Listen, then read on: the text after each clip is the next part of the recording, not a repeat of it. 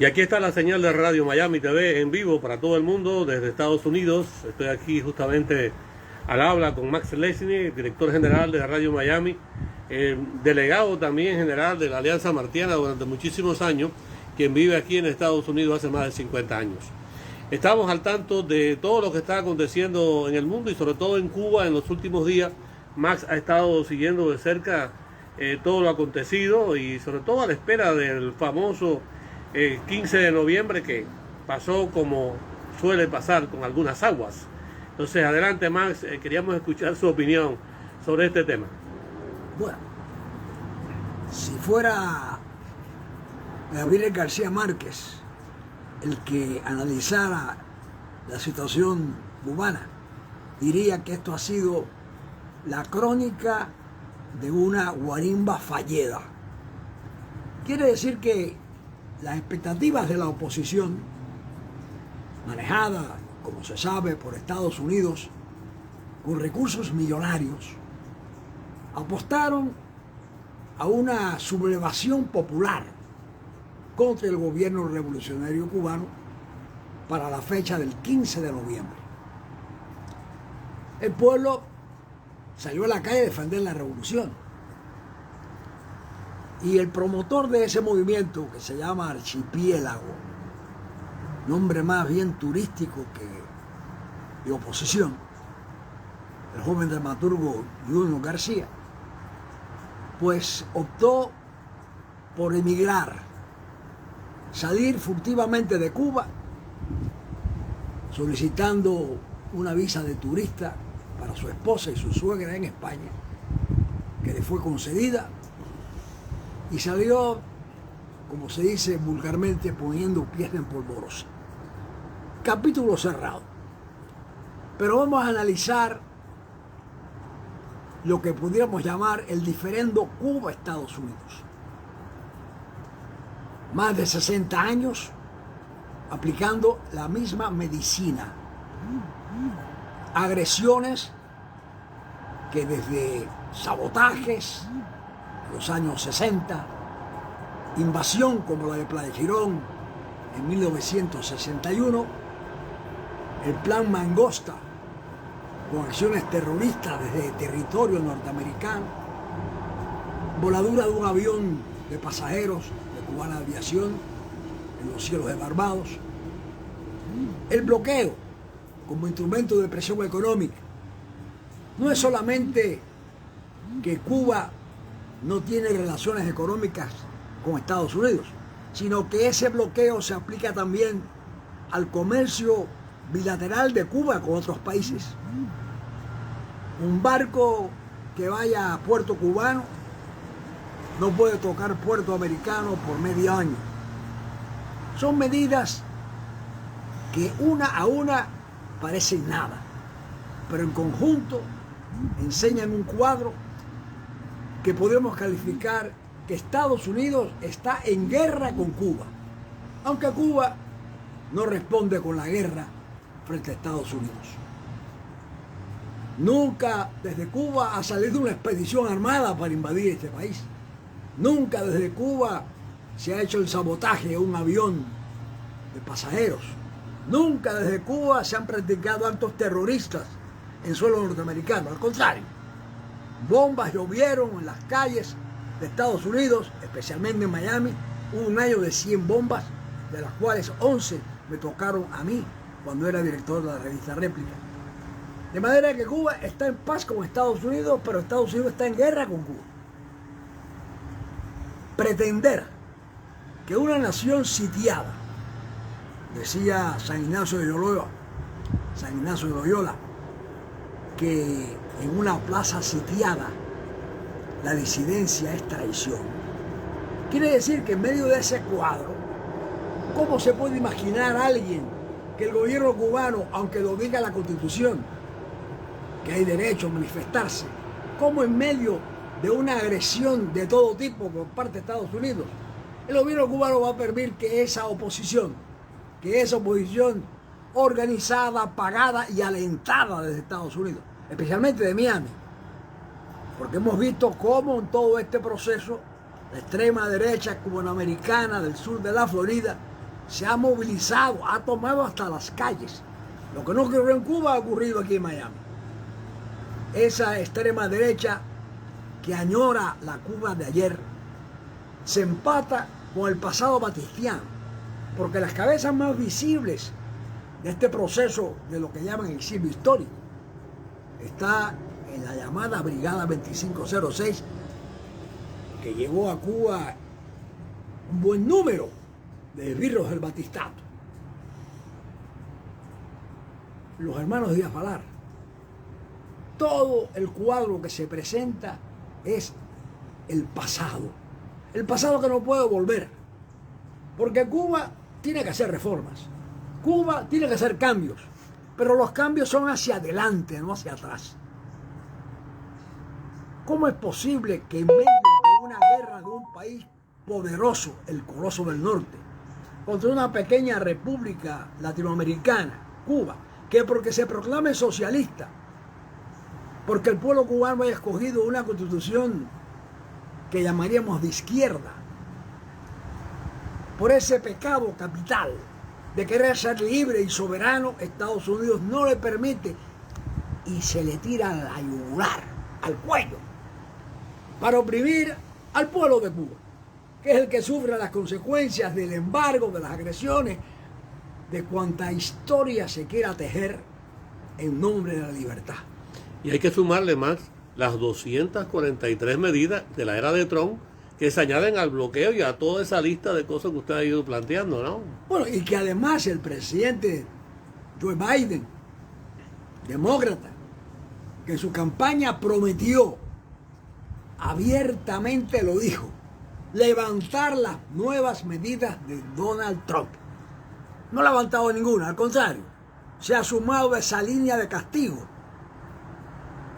Y si buscamos a la historia, yo era apenas un muchacho de 13, 14 años, cuando estalló la primera muestra que sirve de ejemplo para la Cuba de hoy, de lo que fue la Segunda Guerra Mundial. Yo era un muchacho precoz, leía los periódicos, las emisoras de radio, estaba al tanto de lo que estaba ocurriendo en Cuba y en el mundo. Y en esa Segunda Guerra Mundial, en Estados Unidos, donde había dos partidos políticos como hoy, el republicano y el demócrata. El presidente era un demócrata, Franklin Delano Roosevelt. Había una pugnacidad violenta entre las partes envueltas en el conflicto político norteamericano. Conservadores y liberales, progresistas y reaccionarios. La mayoría de los progresistas estaban en el Partido Demócrata. Y en el Partido Republicano, bueno, los ricos, los poderosos. Y había también en la calle cierta simpatía, hay que decirlo, por el fascismo de Mussolini. Había muchos italianos en Estados Unidos entonces, como lo hay ahora. Y por el nazismo de Hitler. Desfilaban por Nueva York. Hay películas que las hemos visto en televisión, de camisas negras nazis, norteamericanos, con la suástica, diciéndole a Roosevelt comunista. El mismo lenguaje que hoy la derecha emplea contra los que defendemos el progresismo y la libertad en nombre de la justicia social.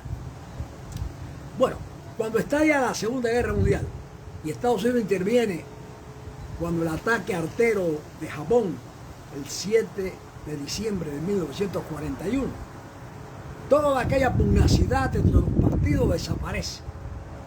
Y los republicanos aceptan que el presidente Roosevelt es el guía de la nación.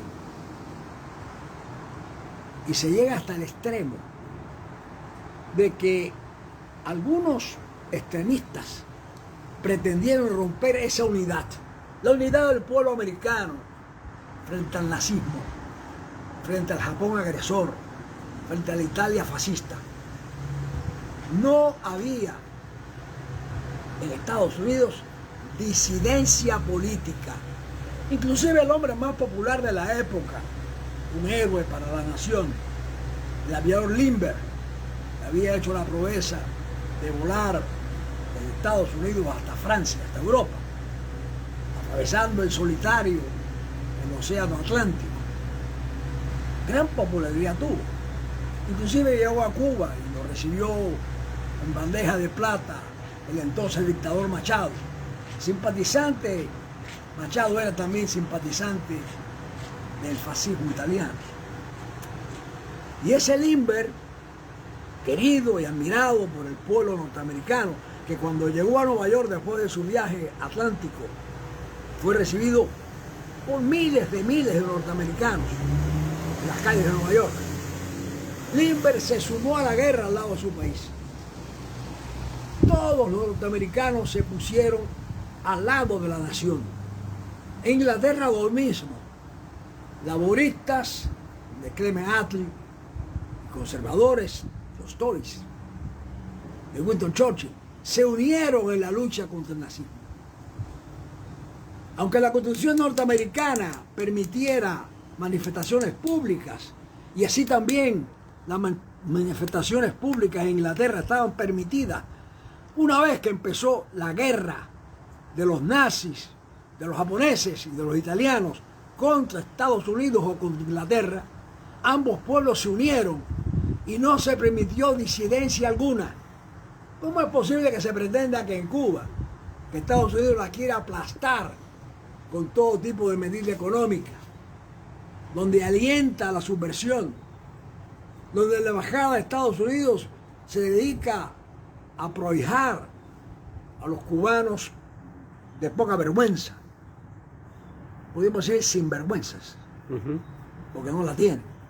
¿Cómo es posible que se pretenda que ingenuamente el gobierno cubano vaya a permitir que una oposición manejada, pagada, organizada desde los Estados Unidos y por el gobierno norteamericano y orientada por la extrema derecha cubana reaccionaria y regresionista, que pretende volver a aquel pasado bochornoso que los cubanos no pueden olvidar?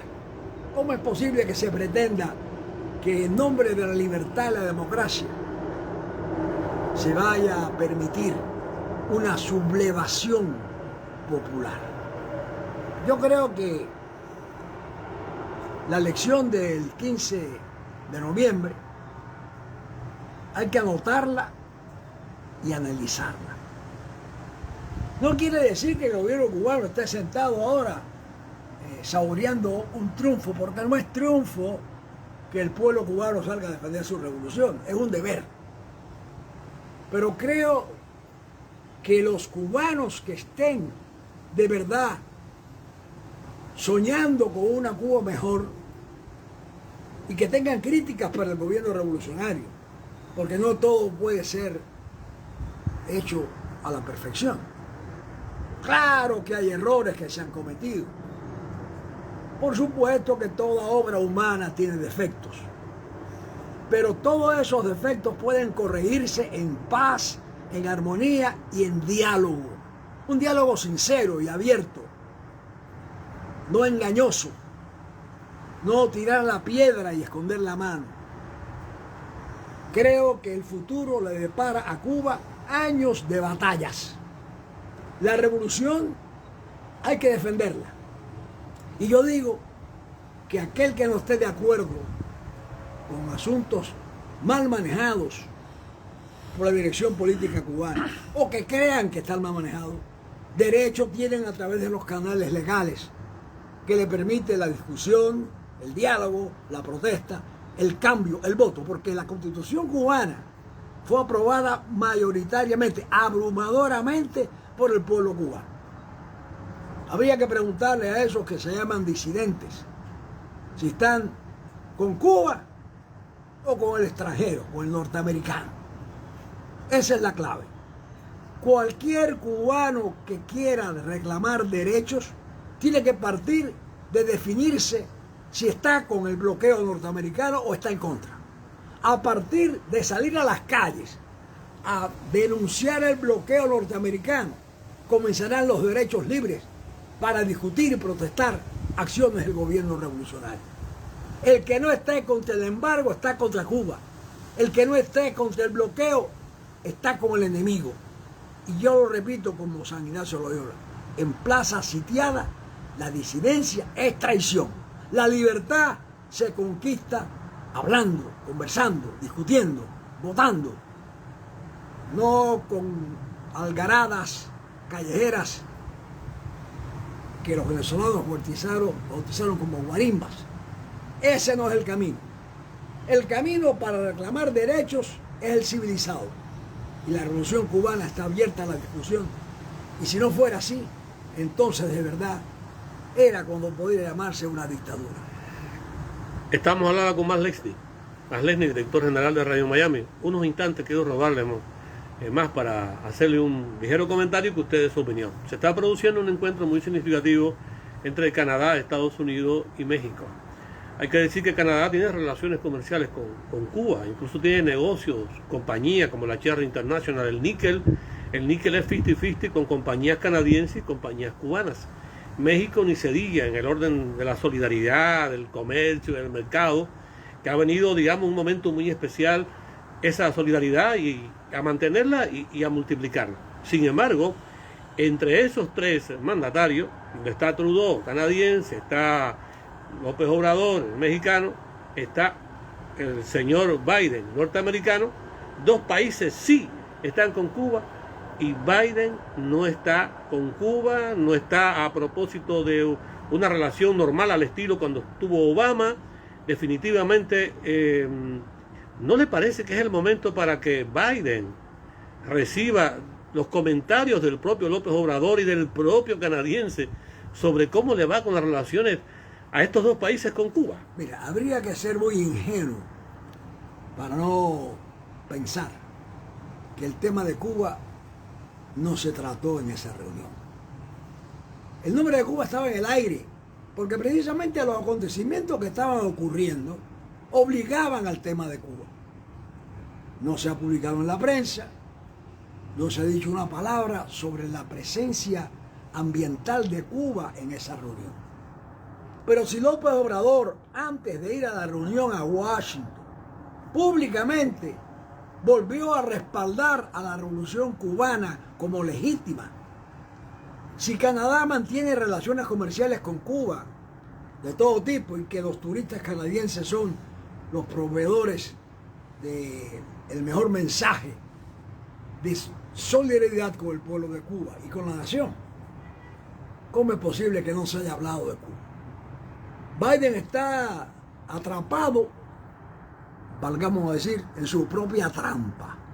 Siguió el camino de Trump porque sus consejeros le vendieron de que este era el momento de acabar con la revolución y que él iba a ser el presidente norteamericano, el único después de 11 presidentes que han pasado por la Casa Blanca, que iba a proclamar que Cuba ha sido liberada por el gobierno de Estados Unidos. El fracaso estaba a las puertas. Toda persona inteligente sabía que no iba a ocurrir nada catastrófico el día 15 de noviembre. Sin embargo, Biden soñó con una victoria. Como Kennedy soñó con una victoria hasta que descubrió que lo que fue el desastre, fiasco le llaman aquí, de Playa Girón, le había manchado su imagen ante la historia. Biden tuvo también en Cuba un Playa Girón, un fracaso. Tendrá que rectificar, porque si no rectifica y sigue atrapado en eso que le llaman el voto cubanoamericano del sur de la Florida, verá que ni derrocan al gobierno cubano y el derrocado será él mismo, porque no va a ganar las elecciones, ni siquiera las elecciones de medio término, donde lo más probable es que pierdan la Cámara y el Senado. Y la presidencia, en veremos. No creo que el señor Biden pueda ser reelecto.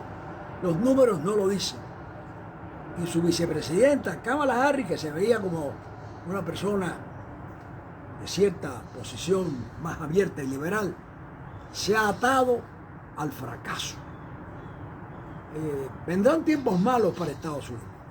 Porque no solamente es el tema de qué va a pasar con un Trump o con un DeSantis en la Casa Blanca, que se van a arreciar, por supuesto, las agresiones a Cuba, pero mientras Estados Unidos mantenga esa posición, perderá aliados.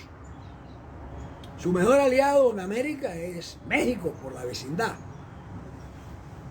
Brasil volverá de nuevo a ser un país de izquierda, con Lula o con alguien, pero no con Bolsonaro. Argentina, allá en el Cono Sur, mantiene la bandera a favor de Cuba. América Central, en desastre, emigrando por millones. Hasta El Salvador, una pequeña república aliada a Estados Unidos. Ahora también Estados Unidos la sanciona, porque no están conformes solamente con decir que están al lado de Estados Unidos, sino que hay que estar al lado de Estados Unidos incondicionalmente. Y el presidente de El Salvador, Bukele, ha querido tomar su propio camino.